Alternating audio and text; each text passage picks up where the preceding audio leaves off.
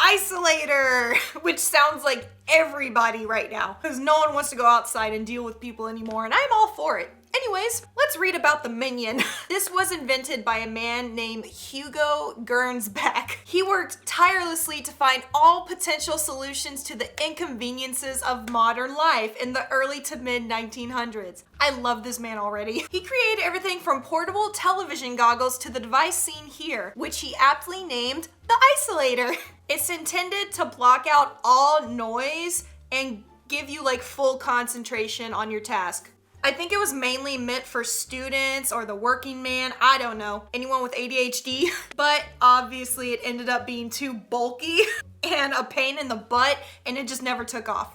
But it sounds like this dude just didn't like people in general and he was like, I need to block out the world like 24/7, so I'll just use this, thank you. Mailing children, human children, sending them through the mail was an actual thing. The USPS's parcel post service officially began on January 1st of 1913. It allowed customers to ship large packages, including people, provided they weren't heavier than 11 pounds and were appropriately stamped. Where would the stamp go? But I'm way too overweight for the box anyway. Fortunately, all children who were shipped arrived unharmed, none of them were hurt, and they canceled the crazy service after only about 2 years. They probably got a lot of complaints. Who came up with this crazy idea? Yo, what if that is how the rumor started for how babies are made? You know, they're delivered by a stork or a mailman? Because it's kind of true. The woman who went over Niagara Falls in a barrel for whatever reason. I don't know, she's kind of crazy. Her name was Annie Edson Taylor. On October 24th of 1901, her 63rd birthday, she was going out with the bang. This very prim and proper New York school teacher? What kind of example is she trying to set for those kids? Became the first person ever to go over Niagara Falls in a barrel and survive. She made it out alive. But yeah, please don't try this. Do not. This is very dangerous and you will most likely die. You will not get as lucky as her. She performed the stunt in hopes that it would bring in money with public appearances and memorabilia afterward. However, her manager soon made off with the barrel. I'm assuming he was doing it for her own well-being. Like, please don't do this again. You were lucky to make it out alive the first time. Do not keep doing it. And he was like, you know what? I'm gonna take the barrel. Now you can't. Which would have been a key prop for her appearances, and she never quite earned the windfall she sought. It was probably just a crazy idea to prove to all her, like, nursing home old people friends that she still got it. So good for you, girl.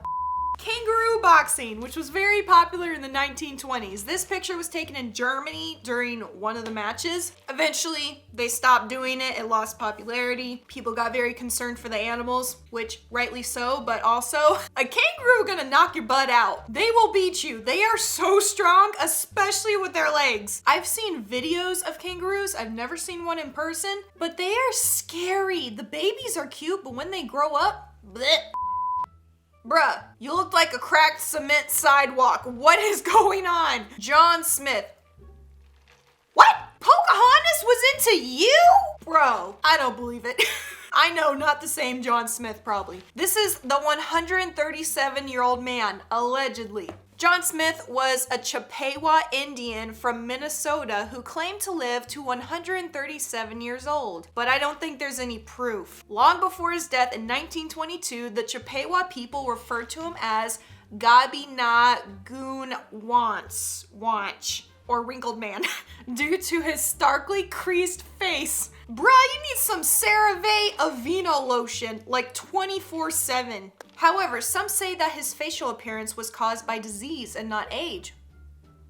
Oh, so I'm a jerk. Though his real age remains contested, his gravestone in Cass Lake, Minnesota, still lists his birth year as 1784. Well, John Smith, I don't know how you bagged a babe like Pocahontas, but good for you.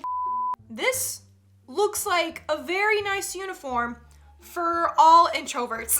Because I guarantee ain't no one gonna try to hug you at family gatherings anymore if you wear this thing. This is the Isolator. No, it's actually called the Wild Man suit. To this day, the one-of-a-kind Wild Man suit sits on display in the Manul Collection in Houston, Texas. Of course it's in Texas. It's a double layered set of armor coated from head to toe in 1-inch long, outward facing iron nails. Bro, they would love you at the construction site. That was a dumb dad joke. I'm sorry. While it's widely referred to as Siberian bear hunting armor from the 1800s, others say it was used in the gruesome spectacle of bear baiting. What? How does this bait a bear? If I saw that, I'd run away. Which was popular in Shakespearean England. Someone look it up for me and comment below what that means. The original, the OG Ronald McDonald was scary. This ain't very welcoming. I don't want McNuggets anymore. If McDonald's still used the original Ronald McDonald depicted here, customers would probably lose their appetites before even placing their order. Yeah, this advertisement, shown in the Washington, D.C. market in 1963, saw actor Willard Scott portray the now world-famous clown in a way that some would say is much creepier than the version we know today. Yeah, that's not very happy. Ladies, self-care at its finest. You think we have toxic beauty standards now? Girl, you don't know the half of it. Back in the day, when women had much less to basically no rights than we do now, they had insane beauty standards that, in a way, it was almost like law to follow them. Because if you couldn't get a man, then you couldn't do anything with your life. But anyways, look at this contraption. The vintage ice mask. Designed by 1940s Hollywood makeup artist Max Factor Jr., this bizarre ice mask aimed to reduce facial puffiness, which I'm sure would basically work because the cool will take down redness and puffiness. He believed actresses would jump at the product, whether to cool down between scenes or curb the results of a long night on the town. But unfortunately, it never took off. Today, we're only left with weird pictures. Honestly, I'd use it. You were ahead of your time, man.